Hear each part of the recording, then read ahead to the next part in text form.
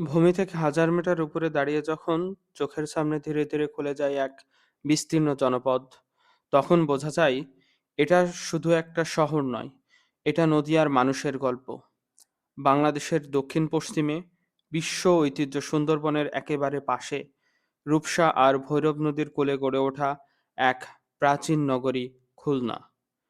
এই নদীগুলোই একদিন খুলনাকে দিয়েছে প্রাণ, নৌকা, বাণিজ্য, মানুষের যাতায়াত।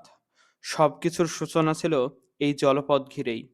আজ উপর থেকে তাকালে নদীর আঁকাবাঁকা পথ বলে দেয় শহরের ইতিহাস কতটা গভীরে বাঁধা। খালবিল ঘেরা এই জনপদ একসময় ছিল প্রাকৃতিক জলব্যবস্থায় সমৃদ্ধ। শহরের বুক চিরে বয়ে যাওয়া খালগুলো শুধু পানি বহন করত না, বহন করত মানুষের জীবনযাত্রা। মুঘল আমল, ব্রিটিশ শাসন সময়ে প্রতিটি ধাপে খুলনা ছিল একটি গুরুত্বপূর্ণ বাণিজ্য কেন্দ্র। পাটকল, শিপইয়ার্ড, নদীবন্দর, শ্রম আর স্বপ্নে গড়ে ওঠে এই শিল্পনগরী খুলনা।